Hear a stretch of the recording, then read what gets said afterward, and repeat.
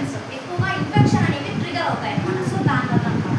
ఇప్పుడు మనం పాథోఫిజియాలజీ గురించి చూద్దాం. మెయిన్గా ఉండే పాథోఫిజియాలజీ ఏంటి అంటే లిగమెంట్స్ అండ్ జాయింట్స్. ఎక్కువగా వీటికి లిగమెంట్స్ జాయింట్స్కే మనకు ప్రాబ్లం అనేది వస్తుంది. ఈ లిగమెంట్స్ జాయింట్స్ ఏం చేస్తాయి? బోన్స్ని మజిల్ని అటాచ్ అవ్వడానికి హెల్ప్ చేస్తాయి.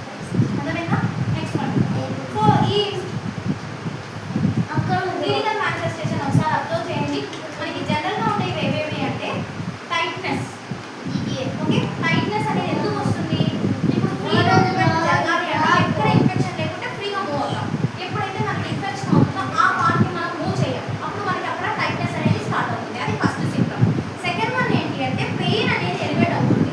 థర్డ్ వన్ స్వెల్లింగ్ వస్తుంది. ఇంకా బెండ్ అయ్యేటప్పుడు చాలా డిఫికల్ట్గా బెండ్ అవుతాం. ఫంక్షనింగ్ అనేది స్లో అయిపోతుంది. ఎక్కువగా మనం వెయిట్ లిఫ్ట్ చేయాలంటే కూడా స్పైనల్ కార్డ్ మీద ప్రెజర్ పెడతాం కదా. సో అలా సింప్టమ్స్ అనేవి చూపిస్తుంది అనమాట. ఇంకా నెక్స్ట్ వన్ వచ్చేసి ఫ్యాటిగ్యూ. ఫ్యాటిగ్యూ అంటే ఏంటి? వీక్నెస్. ఎక్కువగా మనకు వీక్నెస్ వస్తుంది. ఎందుకు వీక్నెస్ వస్తుంది అంటే స్పైనల్ కార్డ్ అనేది ఇన్ఫెక్షన్ అయినప్పుడు మీరు రిమైనింగ్ పార్ట్ ఫంక్షన్ కోల్పోతాం. మీరు అబ్జర్వ్ చేయండి, బ్యాక్ పెయిన్ వచ్చినప్పుడు మనం అసలు కూర్చోలేం, ఏ పని చేయలేము. మనం నడవాలంటే కూడా బ్యాక్ అనేది పెయిన్ లేకుంటేనే మనం ప్రాపర్గా చేయగలుగుతాం. సో అట్లా మనము ఫ్యాటిగ్యూలోకి వెళ్ళిపోతాం. మన బాడీ ఫిజికల్ యాక్టివిటీ తగ్గిపోయి నీరసంగా అయిపోతాం. అది ఫ్యాటిగ్యూ. Next one diagnostic. దీన్ని ఎలా కనుక్కుంటాం? X ray, MRI, HLA, B27 test. దీన్ని మనము ఇది పాజిటివ్ నెగిటివ్ అనేది చెక్ చేస్తాం. ఇది జెనెటిక్ సంబంధించింది. జెనెటిక్ అంటే ఏంటి? మనకి హెరిడిటీగా వస్తుందా లేదా తెలుస్తుంది. ఇంకా ఈఎస్ఆర్ సిఆర్పి చూస్తాం. ఇంకా స్పోగర్స్ టెస్ట్ అనేది చేస్తాం అన్నమాట. లంబార్ స్పైన్ ఫ్లెక్సిబిలిటీ అనేది చూస్తాం. నెక్స్ట్ వన్ మెడికల్ మేనేజ్మెంట్లో మళ్ళీ మనం NSAID మెడికేషన్స్ యూజ్ చేస్తాం. సల్ఫాసలాజైడ్ ఈ మెడికేషన్ ఇంపార్టెంట్ మనకి. DMART. దీంట్లో వన్ ఆఫ్ ది వన్ ఏంటి అంటే సల్ఫాసలాజైడ్. ఇది మనకి స్పాండిలైటిస్కి యూజ్ చేసే మెడిసిన్. స్పాండిలైటిస్.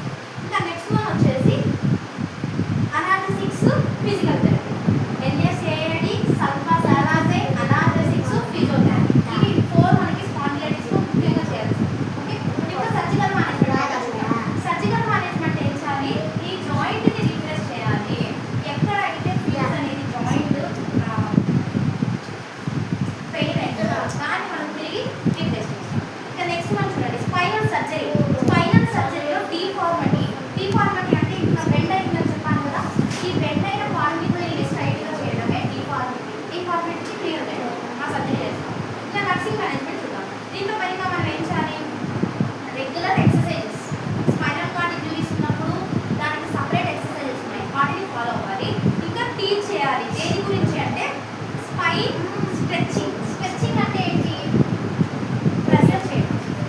పర్టికులర్గా ఒక దాని మీదనే ప్రెజర్ చేయడం. ఈ స్ట్రెచ్చింగ్ అనేది మనం వెయిట్ లిఫ్ట్ చేస్తున్నప్పుడు మన స్ట్రెచ్ మొత్తం ఎక్కడ పడింది? స్పైన్ మీద పడాలి. సో అట్లా మనం స్ట్రెస్ అనేది స్పైన్ మీద పడకుండా జస్ట్ వాకింగ్, చిన్న చిన్న వర్క్ చేయడం అలా చేయాలి. ఇప్పుడు నెక్స్ట్ వన్ చూడండి మానిటర్ కాంప్లికేషన్స్. మెయిన్గా కాంప్లికేషన్స్ ఏముంటాయి? Swelling, pain, loss of movement,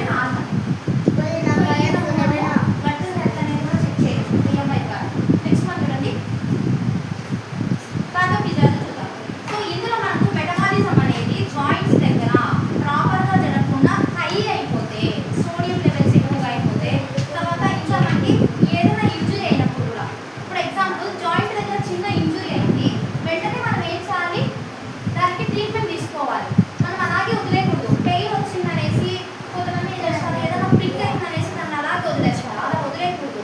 prick అయినప్పుడు దానికి టీటీ ఇంజెక్షన్ తీసుకోవాలి. టీటీ ఇంజెక్షన్ తీసుకుంటే ఇన్ఫెక్షన్ అనేది కంట్రోల్ వస్తుంది. టీటీ ఇంజెక్షన్ తీసుకోకపోతే అది సెప్టిక్ అవుతుంది. ఆ సెప్టిక్ అనేది జాయింట్స్ కూడా అయితే ఇన్ఫ్లమేషన్, దాన్ని మనము ఆర్థరైటిస్ అంటాం. ఓకేనా? సో ఇట్లా మనకి గట్ కానీ ఆర్థరైటిస్ కానీ జరుగుతాయి. ఇప్పుడు నెక్స్ట్ పాయింట్ చూద్దాం. ఈ క్లినికల్ మేనిఫెస్టేషన్లో మనకి ఏమేమి కనిపిస్తున్నాయి? రెడ్నింగ్ అంటే రెడ్నెస్ అనేది ఏర్పడుతుంది, స్వెల్లింగ్ ఏర్పడుతుంది, పెయిన్ వస్తుంది, ఇంకా ఫీవర్ ఖచ్చితంగా వస్తుంది అన్నమాట. ఇవి మెయిన్గా ఉండే సింప్టమ్స్. డయాగ్నోస్టిక్ చూడండి, X-ray, renal function test, ultrasound, serum uric acid level, synovial fluid analysis. The medical management ఏంటంటే NSAID. ఓకే, NSAID ఇది ఖచ్చితంగా తీసుకోవాలి. NSAIDలో ఒక మెడిసిన్ చెప్పండి ఎగ్జాంపుల్. అది కన్ఫర్ట్ ఏ మెడిసిన్?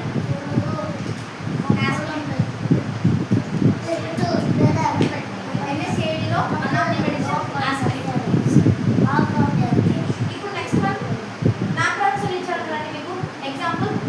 ఆస్పిరిన్, నాట్రాక్సిన్ ఇలాంటివి ఉంటాయి. ఆస్పిరిన్ అయితే ఈజీగా ఉంటుంది కాబట్టి NSAID అనేది మీరు ఆస్పిరిన్ అంటే గుర్తుంటుంది. ఇంకా నెక్స్ట్ వన్ కొలిక్సిన్ అంటే రెడ్యూసింగ్ గట్ అటాక్ సివియారిటీ. ఈ మెడికేషన్స్ గట్ సివియారిటీని తగ్గడానికి కూడా ఇస్తామన్నమాట. నెక్స్ట్ పాయింట్ వచ్చేసి అలోప్యూరినాల్. ఇందులో మనకు లాంగ్ టర్మ్ యూరిక్ యాసిడ్ అనేది థెరపీ తీసుకుంటాం. యూరిక్ యాసిడ్ అనేది ఎక్కువ రోజులు తీసుకున్నప్పుడు కూడా మనకి యూరిన్లో ఎక్కువగా యూరిక్ యాసిడ్ ఇంక్రీజ్ అయిపోతుంది. సో అది కూడా మన ఆప్షన్. ఇంకా next one life style modification అనేది చేయాలంటే ఆల్కహాల్ తీసుకోకూడదు. ఇంకా ప్యూరిన్ రిచ్ ఫుడ్స్ అంటే ఖచ్చితంగా ప్యూర్ డైట్ రిచ్ డైటే తీసుకోవాలి. అంటే ఎలా? ఎక్కువగా ప్రోటీన్, కాల్షియం ఇవన్నీ తీసుకోవాలన్నమాట. Next point సంజీవన